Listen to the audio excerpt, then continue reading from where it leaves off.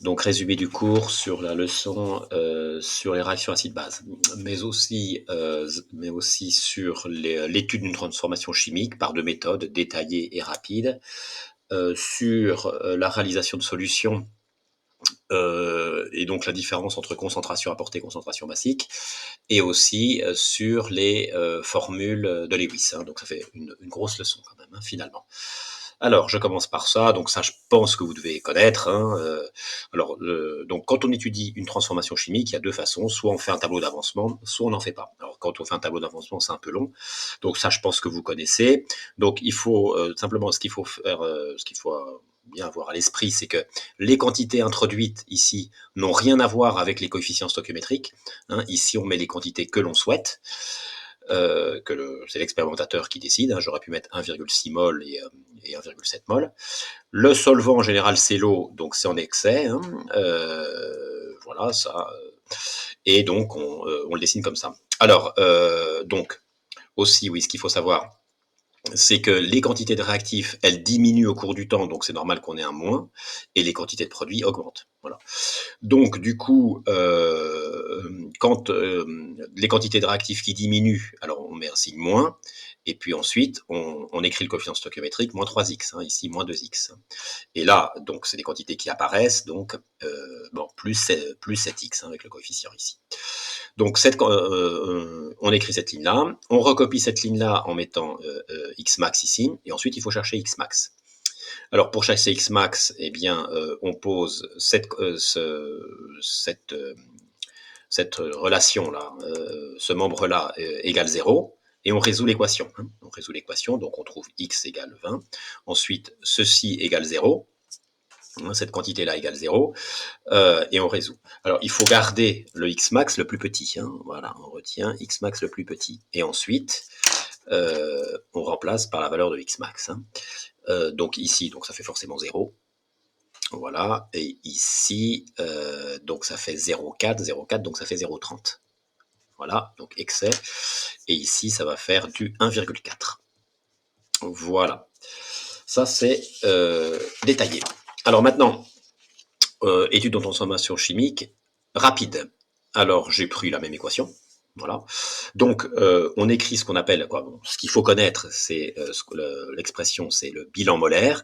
Et le bilan molaire, c'est la relation entre les quantités consommées et les quantités formées. Voilà. Donc la voici, il suffit de diviser les quantités consommées et formées par leurs coefficients stoichiométriques respectifs. Voilà. Alors, en général, voilà, le genre de question, c'est on introduit 0,6 mol de A et on vous dit que B est en excès, et donc on vous demande de déterminer la quantité de C. C'est-à-dire qu'il faut il faut écrire cette relation pour deux quantités, une connue, une inconnue. Alors, donc, on cherche la quantité de C formée. Alors, on écrit d'après l'équation bilan, d'après ça. Eh bien, donc, ce qu'on cherche, c'est la quantité formée. Donc, on écrit NC formée. Donc, divisé par C, c'est 7. Est égal à, qu'est-ce qu'on connaît, on connaît la quantité de A, donc NA consommé sur 3. Voilà. Donc on cherche NC formé est égal à 7 fois NA consommé sur 3. C'est-à-dire 7 fois NA consommé 7 fois 0,6, 0,60 sur 3. Ce qui fait 1,4. 1,4 mol. Voilà. Alors, petite remarque.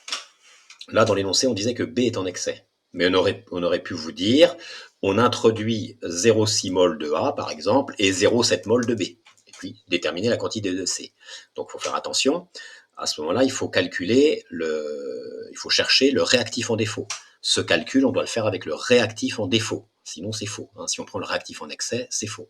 Donc, il faut d'abord chercher le réactif en défaut. Alors, voilà, par exemple, je donne cet exemple.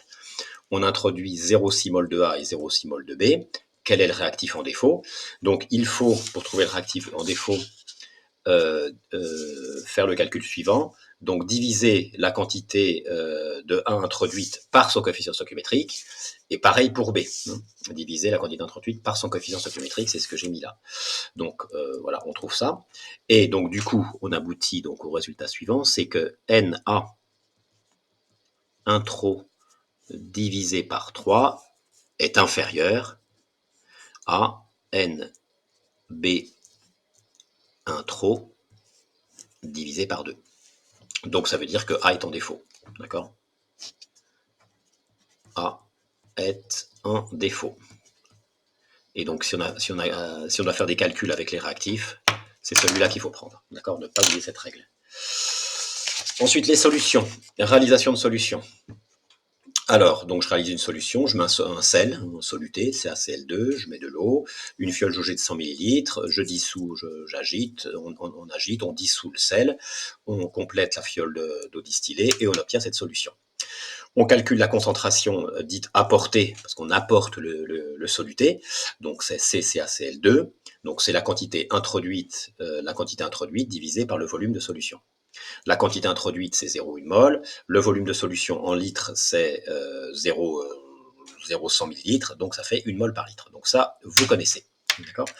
Alors, maintenant, je vais parler. Alors, on a fait des solutions. Et maintenant, je vais parler de la différence entre concentration apportée et concentration effective. Alors, pour ça, pour expliquer un petit peu, donc, ce qui se passe, c'est que quand on met ce soluté dans l'eau, comme c'est un soluté ionique, il va se dissocier en cation et anion. Donc j'écris ce qui se passe, c'est-à-dire l'équation de dissolution de CaCl2 dans l'eau.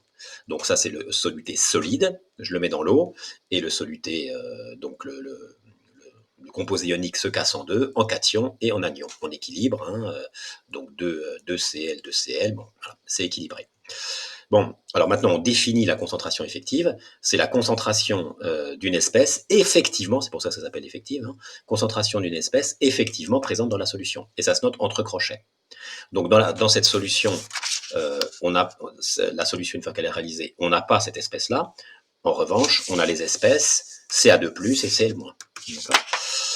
Donc la définition de la concentration effective, c'est la même, la notation est différente, mais la notation c'est la même, c'est la quantité d'ions Cl-, donc présent, présent je mets, effectivement présent, divisé par le volume de solution. Alors ce qu'on cherche, ce qu'on peut chercher, c'est ce dont on peut avoir besoin, c'est la concentration dans la solution, pas de CaCl2, parce que CaCl2 n'existe pas, mais d'ions Cl-, parce que eux existent en revanche. Donc du coup, il faut mettre une relation entre cette quantité-là et la quantité de CaCl2 qui a été consommée. Donc on écrit on fait un bilan molaire, donc on écrit d'après l'équation, on fait le bilan molaire, cette quantité-là sur 2 est égale à cette quantité-là sur 1. Alors ça, c'est la quantité consommée. Voilà. Donc on cherche la relation entre les concentrations, donc on sait que la quantité, c'est la concentration fois le volume, donc on écrit entre crochets Cl- fois V divisé par 2 est égal à donc ça, c'est la concentration apportée. Donc c'est CaCl2 fois V, alors divisé par 1, je ne le mets pas. Donc du coup, je raye les volumes. Et donc du coup, la concentration en Cl-, eh bien c'est 2 fois la concentration en CaCl2, c'est-à-dire 2 fois 1 mol par litre, c'est-à-dire 2,0 mol par litre. Voilà, donc la concentration en Cl- est le double de la concentration en CaCl2. Alors ça, c'est assez intuitif, on n'a pas besoin finalement de faire ça. Si on veut le démontrer, c'est ça qu'il faut faire, mais c'est assez intuitif. Que veut dire cette équation ? Ça veut dire que 1 mol de CaCl2 consommé donne 2 mol d'ion Cl-. Donc du coup, si j'ai 1 litre de solution, donc 1 mol par litre de solution apportée, ça va donner le double en concentration effective. D'accord, 1 mol, ici donne 2 mol. Voilà, donc c'est assez intuitif en fait. Voilà pour ça. Alors maintenant, la leçon acide-base proprement dite. Alors il faut savoir définir un acide. Donc un acide, c'est une espèce qui peut céder un ou plusieurs protons. Donc plusieurs protons si on a un polyacide. Définition d'une base, espèce qui peut capter un ou plusieurs protons H+, hein, plusieurs protons si on a une polybase. Et une réaction acide-base, c'est une réaction de transfert d'un ou plusieurs protons H+, d'un acide vers une base. Donc des exemples. Voilà. Donc du coup, ici on a un acide, ici on a une base. Donc on verra là. Donc cet acide va céder le proton H+. C'est celui-là qui cède parce que il est lié à O, donc ça on le verra après. Hein. Et donc la liaison est fragile, tandis que les protons liés à C sont très solides, la liaison est forte. Donc c'est ce proton-là qui va être cédé, donc ça on le verra après. Donc ce proton-là, où est-ce qu'il va aller? Il va aller sur la base. Donc on met H+, comme ça, voilà. Et donc du coup on obtient HCO-AC, voilà, HCO-AC plus NH4+. NH plus AC. Voilà. Donc cet exemple-là, donc cet acide est cédé et il va aller ici, H+, puisque c'est l'acide. Ça, c'est la base qui va recevoir. Donc ça va faire... oui, là je me suis trompé en réalité. Bon, c'est PO4 2-, d'accord. Donc du coup, il cède à H+, donc ça va faire PO4 3-. PO4 3- AC. Plus, ici ça va faire H2O. Voilà. Alors, petite remarque, on peut écrire, pour vraiment dire ce qui se passe, on peut écrire des demi-équations acido-basiques, c'est ce que je vais faire ici, par exemple. La demi-équation basique qui montre que ceci est une espèce acide, eh bien, on l'écrit comme ça, HPO4 2-, donc cette espèce cède H+, donc on va écrire H+, plus PO4 3-. Voilà. Voilà, là j'ai écrit l'équation acido-basique correspondant à cette base, à cet acide-là. Alors je peux écrire aussi l'équation acido-basique correspondant à la base. Eh bien, je vais écrire H au moins. Alors une base, ça capte H+, plus H+, donne. Eh bien, donc ça fait H2O, on a dit. Hein, H2O. Alors, cette réaction, on peut l'écrire soit comme ça, hein, c'est ce qu'il y a de plus rapide, mais si on veut détailler, on peut l'écrire comme ça, c'est-à-dire en écrivant deux demi-équations acido-basiques, on tire un trait, et ensuite, donc, on fait la somme des deux. Voilà, donc là, je mets ça. Donc, je vois que j'ai un H+ à gauche de la flèche, un H+ à droite de la flèche, donc je les raye. Et donc, du coup, il suffit de tout regrouper. Donc, HPO4 2- AC plus HO- AC, voilà, donne ça plus ça. PO4 3- AC plus H2O liquide. Hein. Voilà. Donc ça, ce sont des ions, ils sont solvatés. Hein. Il y a des molécules d'eau autour d'eux, et ça c'est le solvant, donc liquide. Donc voilà, de ça, on retrouve bien ce résultat-là. Simplement, là, on a détaillé. Voilà. Alors, on peut mettre en évidence ce qu'on appelle des couples acide-base. Si j'écris la demi-équation acido-basique de cet acide, donc je vais avoir HClO donne H+, plus ClO-. Si j'écris la demi-équation acido-basique de cette base-là, ClO- plus H+, donne HClO. Donc, je vois que ClO-, c'est une base, mais elle est là. D'accord. Donc là, j'ai un acide, et là, j'ai une base. Donc, à chaque fois qu'on écrit une équation acido-basique, eh bien, on a un acide et une base. D'accord. Quand un acide réagit, eh bien, il se transforme en une base. On appelle ça la base conjuguée. Hein, quand une base réagit, elle se transforme en acide, on appelle ça l'acide conjugué. Donc bref, on met en évidence ce que l'on appelle un couple acide-base. Donc on écrit les couples acide-base de la façon suivante. Eh bien, on écrit d'abord l'acide, hein, HClO, et ensuite la base, ClO-. Voilà, donc dans les exercices, on a des listes comme ça de couples acide-base. Il existe dans les livres des tables avec plein de couples acide-base. Voilà. Alors, à propos des couples acide-base, petite remarque à propos du couple acide-base, dont la base est HCO3-. Donc, je vais chercher l'acide d'abord. Hein, je vais écrire le couple acide-base. Donc, on cherche l'acide. Donc, j'ai une base. Donc, j'ai HCO3-. C'est une base. Donc, j'écris l'équation la demi-équation acido-basique. Donc, une base, ça capte un proton H+, et donc ça donne H2CO3. Voilà. Alors ça, c'est une exception. Alors ça, on appelle ça l'acide carbonique. Il se trouve que l'acide carbonique n'est pas stable, donc cette espèce n'existe pas en fait. Cette molécule se casse en deux et elle se transforme en CO2 plus H2O. Hein, on a bien 2H, 2H, 1C, 1C, 3O, 3O. Voilà, donc du coup, le couple acide-base, donc ça veut dire que c'est, en quelque sorte, ça c'est l'acide. Hein. Alors plus précisément, l'acide c'est CO2. Donc le couple acide-base, le couple acide-base, on l'écrit comme ça, CO2,H2O slash HCO3-. Voilà, donc il ne faut pas être étonné si dans les exercices on voit ça. Donc ça c'est la bon, CO2 c'est l'acide, mais il faut écrire dans l'équation, il faut écrire CO2 plus H2O hein, quand on l'utilise. Alors, on peut avoir ce qu'on appelle des espèces amphotères, il faut connaître la définition. Donc une espèce amphotère est une espèce qui peut se comporter comme un acide ou comme une base selon les conditions expérimentales. Et bien là, on en a un par exemple. Si je prends HCO3-, c'est une espèce amphotère. Donc là, je réécris donc le couple acide-base CO2,H2O slash HCO3-. Donc là, vous voyez, HCO3- c'est une base. Mais selon les conditions expérimentales, HCO3- peut se comporter aussi comme un acide. Donc j'écris la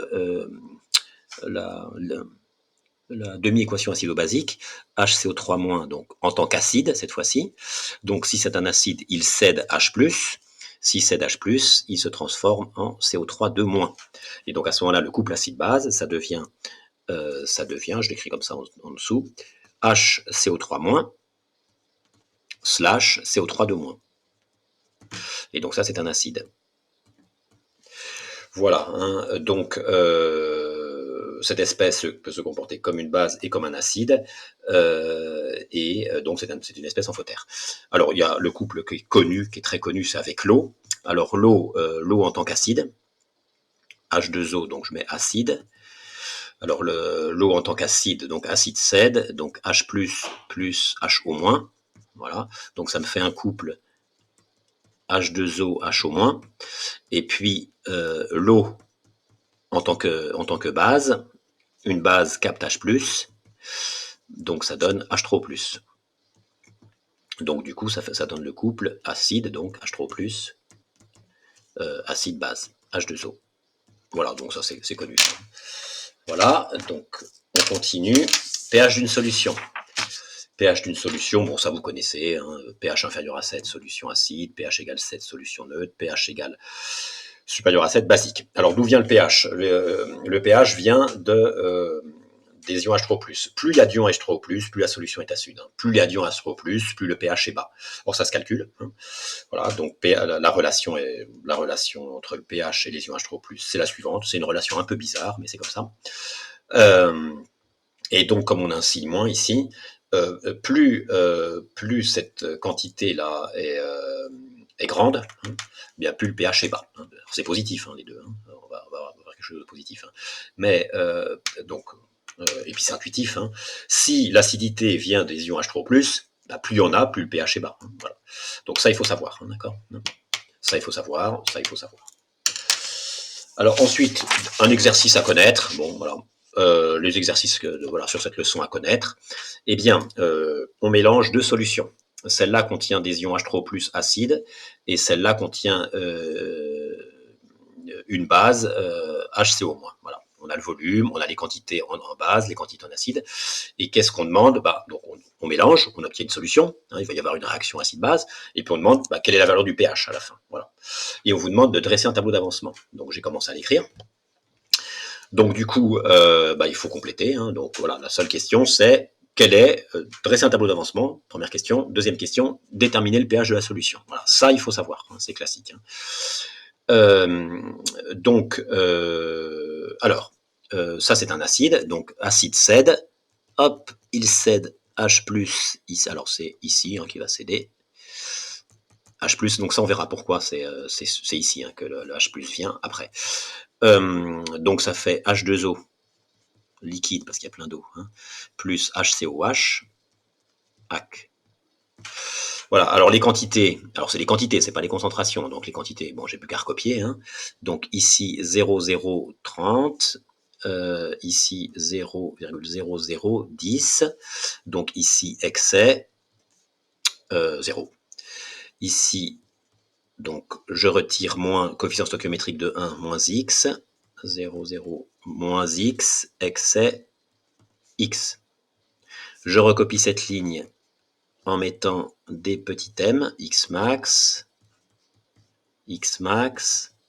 excès, x max.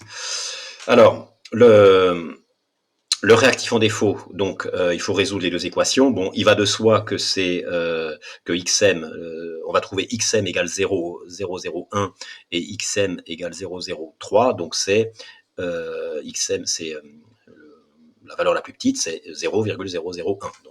Donc ici, on va avoir 0. Ici, je mets 0,001 ici. Donc on va trouver 0,002. Avec voilà, deux chiffres significatifs. Et ici, 0,001. Donc là, c'est pas la peine de mettre xm égal et de résoudre. Hein. Quand c'est facile comme ça, on met directement. Hein. Bon, alors le pH, eh bien pour calculer le pH, il me faut la concentration en ion H3O+. Alors, il m'en reste des ions H3O+, parce que sinon j'aurais été embêté pour calculer, ça aurait été un exercice. Bon, c'est une autre leçon. Bon, bref, j'ai une quantité d'ion H3O+, ça c'est dans ma solution ici qui est terminée.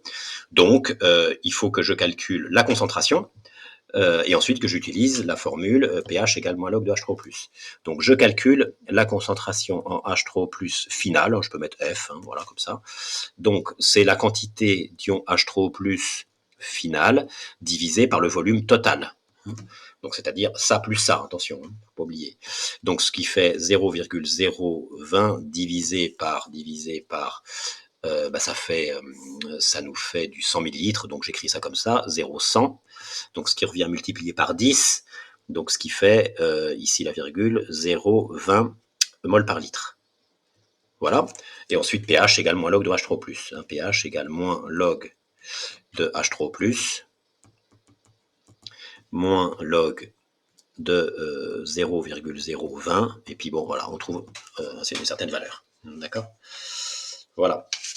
Voilà pour les exercices, cet exercice à connaître. Alors enfin, on va étudier deux familles chimiques, donc certaines propriétés concernant les acides et les bases, les acides carboxyliques et les amines. Alors il faut savoir que les acides carboxyliques, bon, ce sont des acides, bon, c'est facile à retenir parce qu'il y a le mot acide, et les amines, ce sont des bases. Voilà, donc ça vous devez le savoir.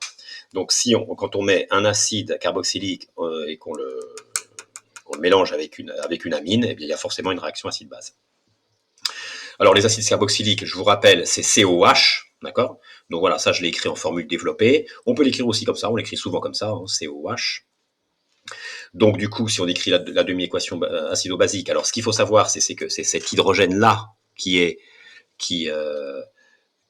perdu, on appelle ça l'hydrogène labile, hein, je l'écris ici, hein, voilà, c'est cet hydrogène-là qui peut être cédé parce que la liaison entre O et H est fragile. Hein, la liaison entre C et H est forte. Voilà, donc du coup, on obtient ceci. Alors cet ion, il faut connaître sa formule générale, c'est l'ion carboxylate. Carboxylate. Voilà. Donc concrètement, ici, on va l'appeler l'ion, donc 2 carbone. Alors, mais tête, donc éthane. Éthane, c'est l'ion... c'est pas... éthane, attends. Carboxylate... eh bien, éthano... non, bon, j'ai un trou. Hein, bon, bref, le nom général, c'est carboxylate. Alors, la molécule, on la représente pas toujours en formule semi-développée, on peut la représenter comme ça. Hein. Souvent, c'est comme ça. Hein. H3CCOH, hein, et puis parfois, il n'y a même pas le tiret. On colle les deux C. Hein. C'est-à-dire qu'on écrit comme ça, CH3COH. Hein, voilà, tout collé. Donc du coup, la demi-équation acido-basique, ça devient ça. D'accord, CO-. D'accord. Donc dès que vous voyez CO-, vous dites que c'est une base. Alors les amines, ce sont des bases.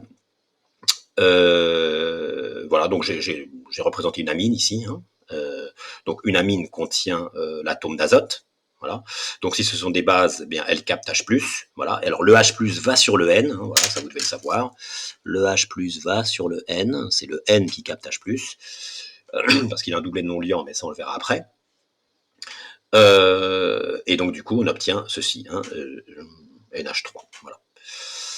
Bon, voilà, c'est l'azote qui capte H+. Voilà, alors, ensuite, dernière partie, euh, il faut savoir représenter les formules de Lewis de ces molécules, hein, voilà, des molécules organiques, hein, pour les acides carboxyliques et les amines, il faut savoir représenter les formules de Lewis. Donc, c'est ce qu'on va faire. On va d'abord voir les formules de Lewis d'un atome ou d'un ion, donc je fais 2 exemples. Donc, pour ça, il faut se souvenir de la répartition électronique, donc ça, il faut le savoir par cœur, hein. 1s2, 2s2, 2p6, 3s2, 3p6, hein, ça, par cœur. Bon, alors, donc, on y va. Donc là, on a 8 protons, donc 8 électrons.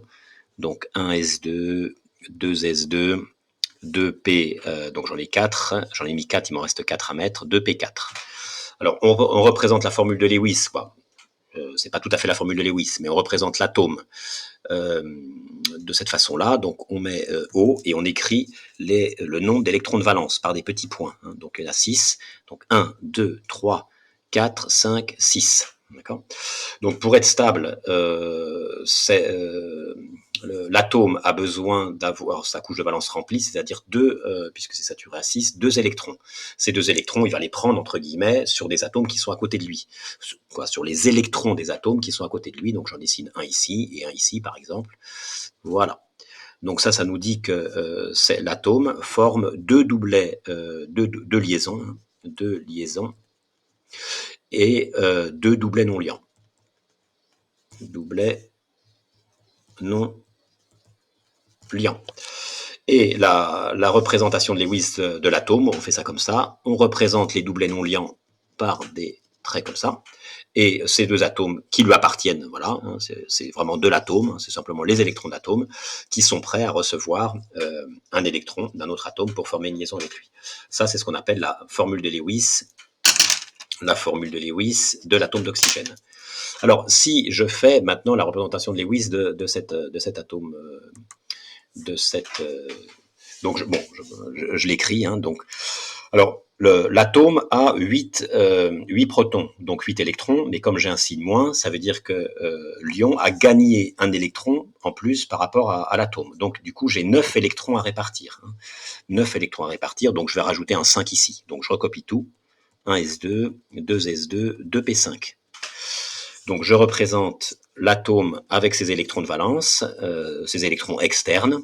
Donc, 1, 2, 3, 4, 5, 6 et 7. Il a besoin d'un électron pour être stable, qui va le prendre ailleurs. Donc, voilà, tac.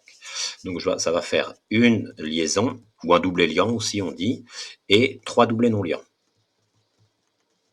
3 doublets non liants. Voilà.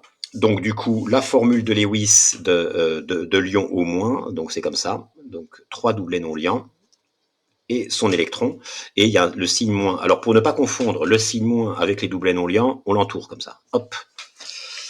Voilà. Alors, du coup, une fois qu'on fait ça, eh bien, on peut faire, voilà, c'est ce qu'on vous demande en général dans les exercices, de faire la formule de Lewis de cette molécule ou d'un ion. Hein. Formule Lewis d'une molécule ou d'un ion. Ça, c'est un ion. Alors, pour faire la formule de Lewis, il faut d'abord faire la formule développée. Alors, bien sûr, il faut connaître ça COH, il faut savoir que c'est un acide carboxylique, donc du coup, il faut savoir que c'est comme ça. Voilà, sinon on est bloqué. Donc ça, il faut bien connaître le cours sur la nomenclature. Hein. Donc, je dessine la formule développée, c'est-à-dire que je dessine toutes les liaisons. Donc, ça va donner ça. Voilà. Alors là, je peux dessiner ça horizontalement et là, verticalement, et ça horizontalement. Je suis pas obligé de respecter les angles. Hein. Hop, hop, hop. Hein. Donc CH3, COH. Voilà, donc ça, c'est la formule développée. Alors la formule de Lewis, bah, qu'est-ce qu'il faut faire? Il faut rajouter les doublets non liants. Voilà, tout simplement. Donc je sais que l'oxygène a 2 doublets non liants, hein, on vient de le voir. Tac, tac, tac et tac. Alors maintenant, celui-là, eh bien, je sais que le H est parti, hein, le H est parti et il y a un moins ici, donc ici je vais avoir un moins. Donc je dessine ça comme ça. Alors je peux dessiner comme ça aussi, hein, je ne suis pas obligé de dessiner, voilà, comme ça, hop, le moins, et puis ici, hop, hop. Voilà, je sais que au moins à 3 doublets non liants, hein, c'est toujours vrai, et voilà, 3 doublets non liants. Voilà. Donc voilà la formule de Lewis, donc formule développée avec les doublets nuls. Voilà, donc c'est fini pour le résumé.